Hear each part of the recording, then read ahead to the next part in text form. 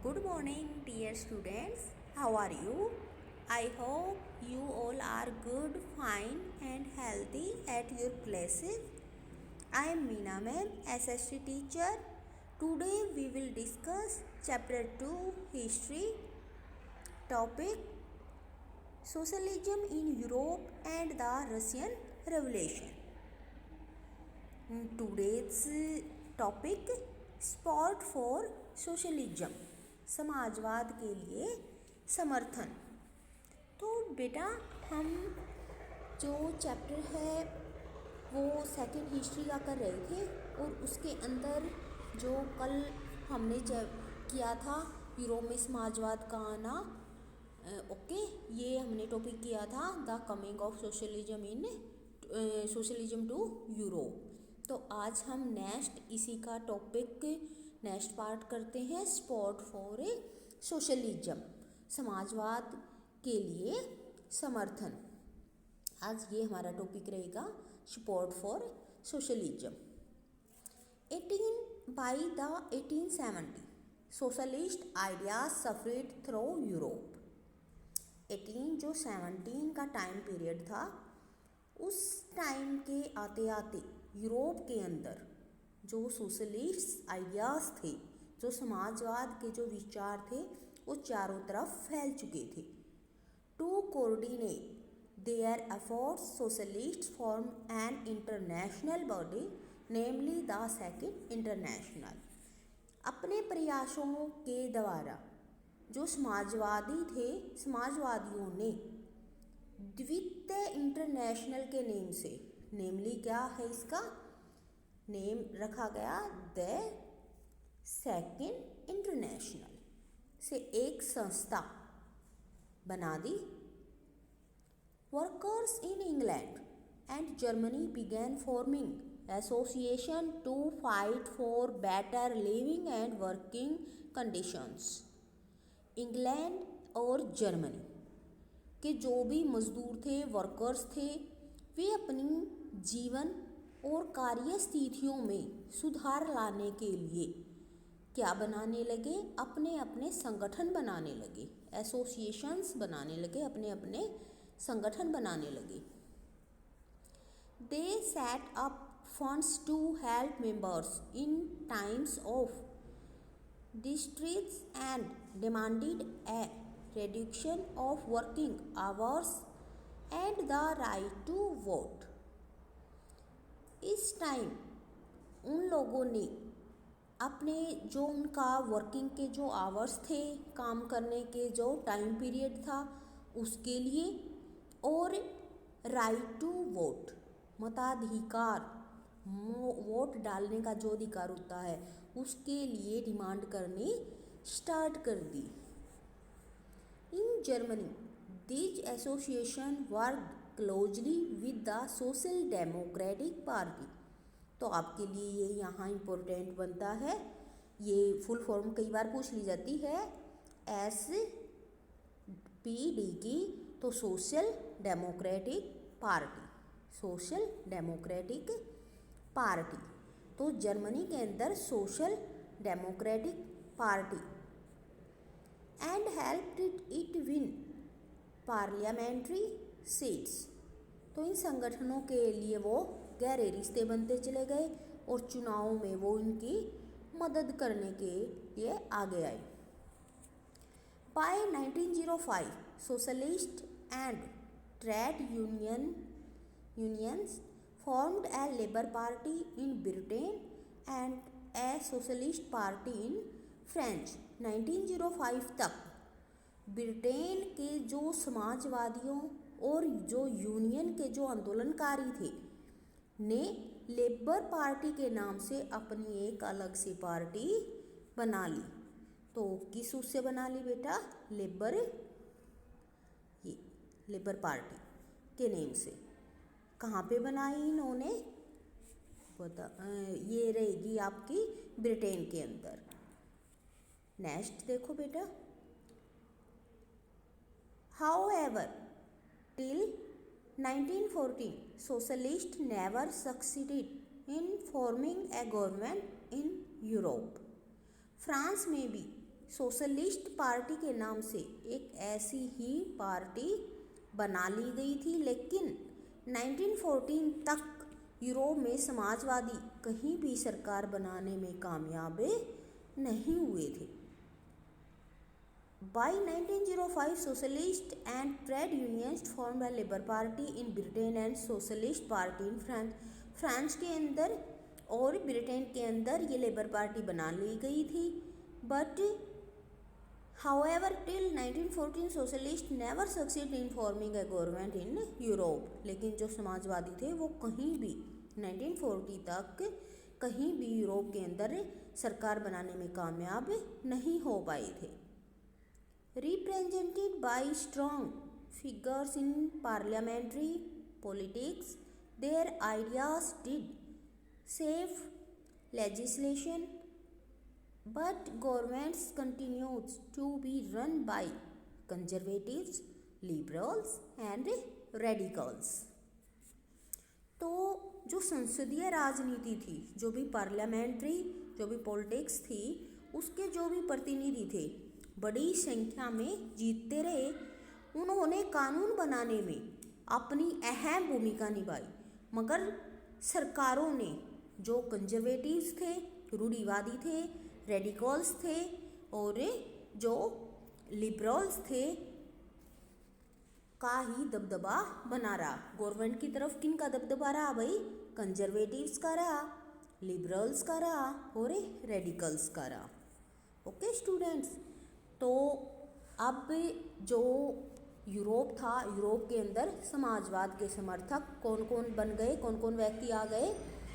वो आ गए, कंजर्वेटिव्स आ गए, लिबरल्स आ गए, रेडिकल्स आ गए।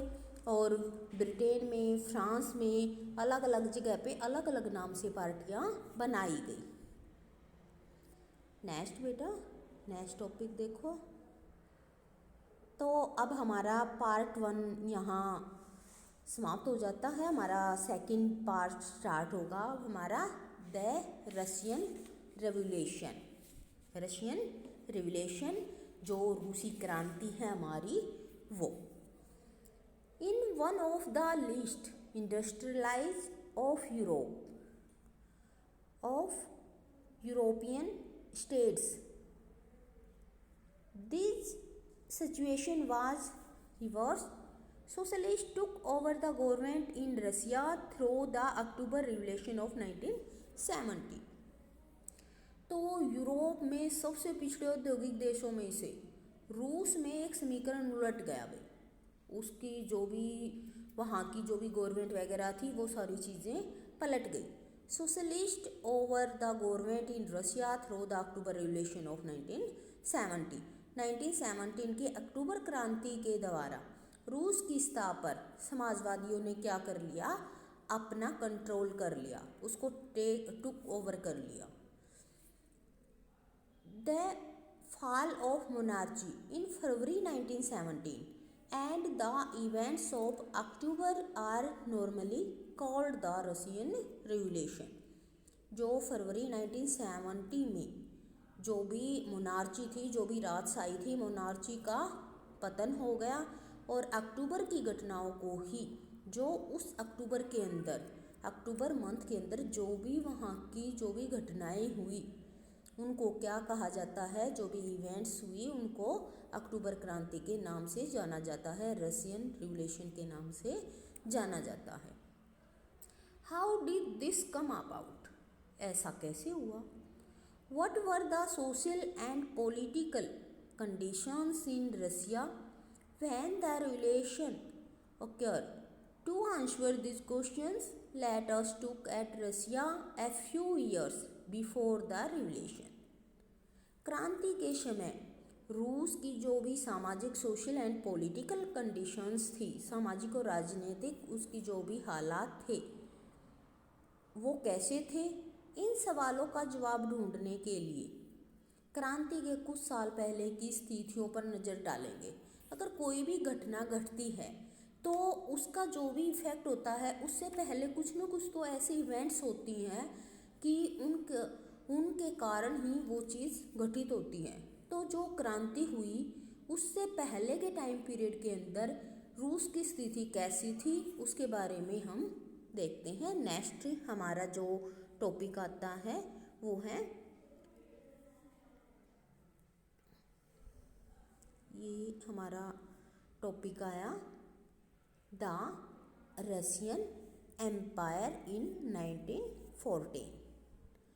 रूस के अंदर रूसी साम्राज्य 1914 tsar Nicholas second ruled Russia and its empire. तो 1914 में जो पूरा का पूरा रूस था उसके ऊपर जार निकोलस का शासन था, वो वहाँ का राजा था, रूल्ड करता था। Beside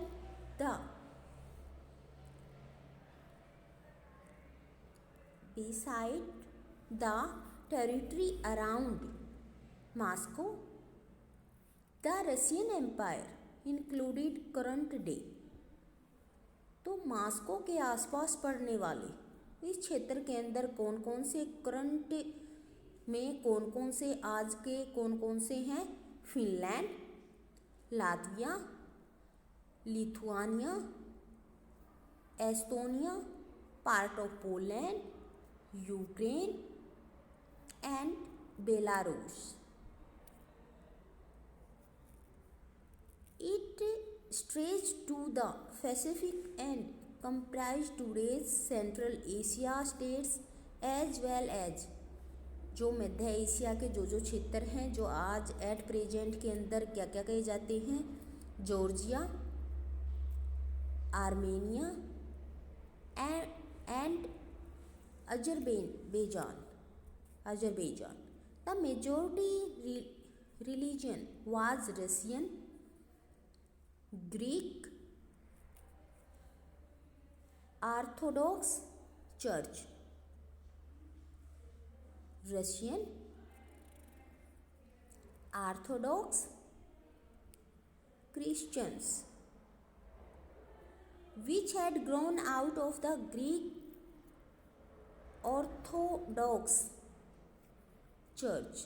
But the empire also included Catholic, Protestant, Muslim and Buddhist. लेकिन इस साम्राज्य के तहत जो भी लोग आते थे, जो भी रहते थे, उनके अंदर कैथोलिक भी शामिल थे, प्रोटेस्टेंट भी थे, मुस्लिम भी थे, बौद्ध भी थे। तो सभी धर्मों के लोग इसके अंदर रहते थे। तो बेटा अब हम नेक्स्ट वीडियो में हम इसका नेक्स्ट सेकेंड पार्ट का 2.2 डिस्कस करेंगे, इकोनॉमी एंड सोसाइटी।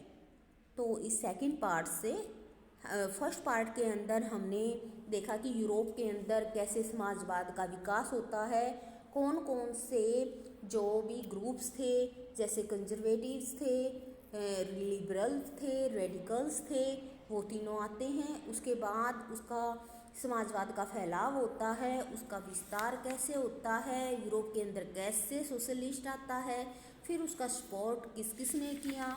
अब सेकंड से हम जो रशियन रिवोल्यूशन है वो स्टार्ट किया है। तो इस रशियन रिवोल्यूशन से पहले की जो भी इवेंट्स थी, जो भी घटनाएं थी, कौन कौन से देश, कौन कौन से एरिया उसके अंदर शामिल थे, उनके बारे में आज हमने डिस्कस किया है। कौन कौन से वहाँ पे धर्म थे, जैसे कैथोलिक, प्रोटेस्टेंट्स, मुस्लिम, बौद्ध, ये सभी टॉपिक आज हमने डिस्कस किया है।